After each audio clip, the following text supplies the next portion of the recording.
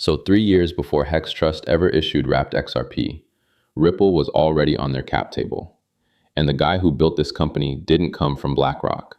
That's a Twitter myth. He came from the Italian markets regulator, then ran Asia strategy for BBVA, opening branches across Korea and Taiwan and Australia. So look, when this firm talks regulation, that's a former regulator talking. And as of 11 days ago, their wrapped XRP product is live on Solana, with $100 million locked into it on day one. So let me walk you through what is actually going on between Hex Trust and Ripple. Okay, let me set the stage on the founder. Alessio Quaglini, Italian, and his career arc is the part most coverage skips. He started at Italy's financial markets regulator, Consob, basically the Italian SEC, supervising public equity and derivatives in the market abuse department in Rome. So he literally was the regulator before he became the regulated. From there, he moved into banking. He ran head of strategy Asia for BBVA, and he was the guy who got regulatory approvals and opened bank branches in Taiwan, South Korea, Australia, and Japan. Then over to First Abu Dhabi Bank as director of financial institutions for North Asia. So before he ever touched crypto, he had spent over a decade getting Asian regulators to say yes. March 2018, he co-founded Hex Trust in Hong Kong with Rafal Chernowski, who came out of CLSA, the Asia Pacific Investment Bank, not BlackRock. The ex-BlackRock alumni thing on Twitter is a myth. Hong Kong got picked because the trust ordinance lets you register as a trust company and run a digital asset custodian under the same framework as traditional trustees. By April 2020, Hex Trust was the first licensed digital asset custodian in Hong Kong. And Quaglini is a serial builder. He founded a Repo Capital, a crypto hedge fund, in 2016, and co-founded Clearpool, a DeFi institutional credit marketplace, in June 2021. And in July 2025, the Hong Kong SAR government appointed him to its task force on promoting Web3 development. 2-year term. So this is a guy who literally sits on Hong Kong's official Web3 task force. So let me get into what Hex Safe actually is, because most coverage just calls it a wallet, and that is wrong. Hex Safe is the enterprise custody platform, and it runs on IBM LinuxONE with HyperProtect virtual servers. That is a confidential computing mainframe stack. So this isn't x86 servers in an AWS region. This is the same hardware enclave that runs core banking systems. And the cryptographic layer is dual. They use multi-party computation. Keys split into shards across distributed parties, so there is no single point of compromise. And those shards are anchored inside hardware security modules certified to FIPS 140-3 Level 3. That is the newer NIST standard. Most custody comps still cite 140-2, so the security envelope is above peer. Asset coverage is broad. Over 400 digital assets across custody, staking, and the markets arm. Native XRP ledger support since February 2024. XRP, IOUs, XLS20 NFTs. Plus Bitcoin, Ethereum, Solana, Polkadot, and the major stablecoins including RLUSD. On insurance, Hex Trust carries up to $50 million in aggregate coverage through Aon.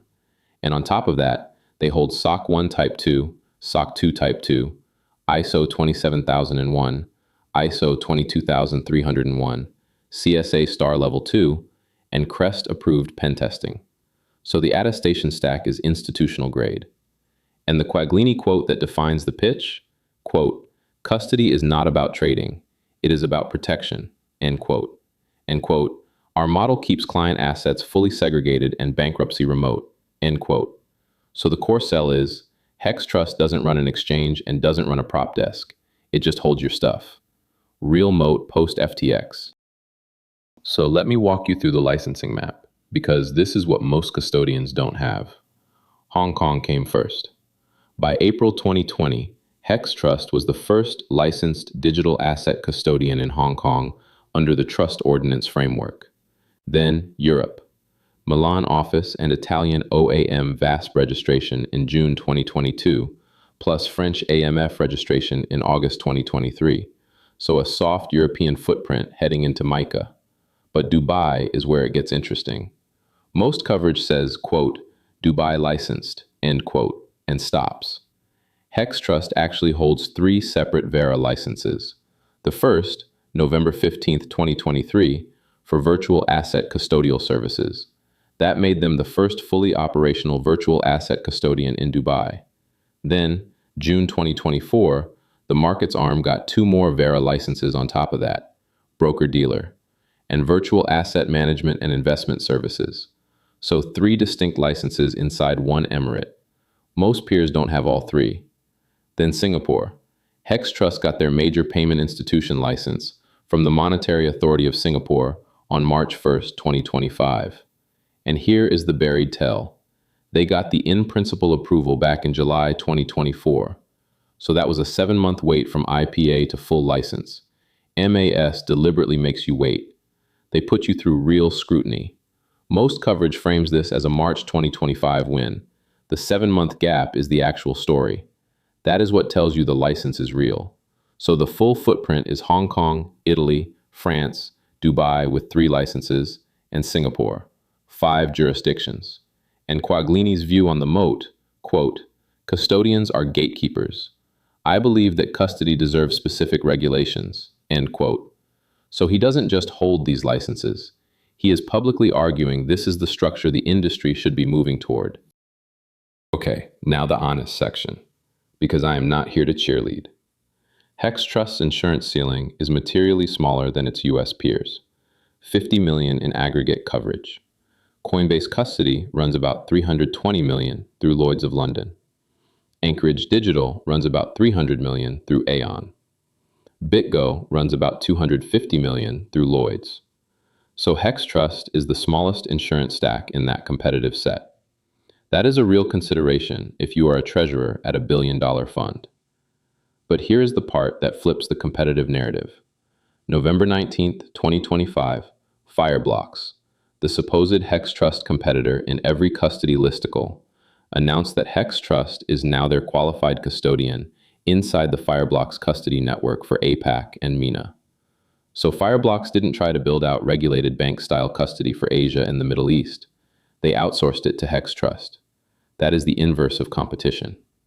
And the recent product cadence backs it up. Byte Trading acquired February 2025, a low-latency execution platform.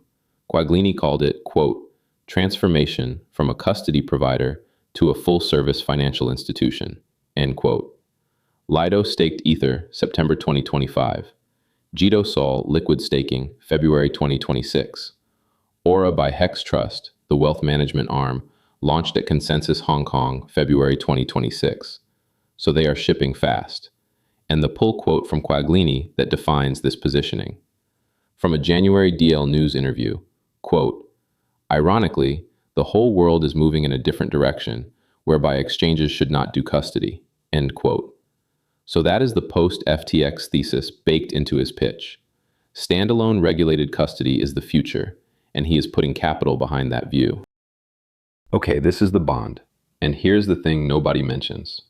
Ripple isn't just integrating with Hex Trust. Ripple has been on Hex Trust's cap table since March 16th, 2022. The Series B was $88 million at a roughly $300 million valuation. Co-led by Animoca Brands and Liberty City Ventures, Ripple participated alongside Wintermute, Adrian Cheng of New World Development, Morgan Creek, BlockFi, and yes, Terra, 2 months before it collapsed. So if you were measuring the institutional crypto cap table in early 2022, Ripple was already in this seat. Bond 2. Ripple Labs is also a custody client of Hex Trust. They show up on the Series B press release client list alongside Algorand, Tezos, and Flare Networks. So Ripple is an investor, a customer, and a partner. Triple bond before you even get to the products. Bond 3. November 2nd, 2023. Hex Trust joined Ripple and Fubon Bank in the Hong Kong Monetary Authority's EHKD pilot program, a home equity line of credit use case using tokenized real estate as collateral, with hypothetical EHKD as settlement on Ripple's CBDC platform, and Hex Trust running the white label custody layer. So Hong Kong's central bank picked these two firms to build a tokenized lending pilot together, 2 years before wXRP. Bond 4. Dubai. Hex Trust got their first VARA license November 15th, 2023. Ripple got their DFSA license March 12, 2025. So Hex Trust was operational in Dubai about 16 months before Ripple landed its payment seat. Same emirate, different regulators.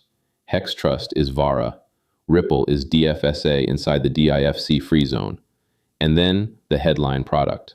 December 12, 2025. Hex Trust launched wrapped XRP. They issue it, they custody it, and on day one it had $100 million locked across Solana, Ethereum, Optimism, and HyperEVM. And as of 11 days ago, April 18th, 2026, wXRP went live on Solana via Layer 0. Ripple's SVP at RippleX, Markus Infanger, said, quote, "There is growing demand to use XRP across the wider crypto ecosystem and institutions, and so we are excited to see Hex Trust address this demand. It also fits naturally with the work we are doing with RLUSD," end quote. And one nuance to land. Ripple owns Medico, that is now Ripple Custody, and people ask whether Hex Trust competes with that. Look, they don't. Medico is white label custody software that Ripple licenses to banks like HSBC, Standard Chartered, and Societe Generale Forge, banks who run their own custody on top of it. Hex Trust is a direct qualified custodian that holds assets for end institutions. Different layer of the same stack. So Ripple can own Medico and invest in Hex Trust without a conflict. So the thing about institutional crypto is that the boring layer is the moat. Anyone can fork a chain. Almost nobody can get 5 regulators to sign their license, sit on a Hong Kong government task force, end up on Ripple's cap table, and have Fireblocks outsource their regulated custody to you. All in the same resume. That is what Hex Trust is. And the wrapped XRP product live on Solana 11 days ago is just the visible part of a relationship that started in 2022. 2 firms, 1 regulated stack, 1 ocean. Every source, the full timeline, and the 4 bond breakdown is in the Notion link below. Smash subscribe and hit the bell. Drop a comment on whether you want me to do a Fireblocks versus Hex Trust deep dive next, or a different custodian. See you in the next one.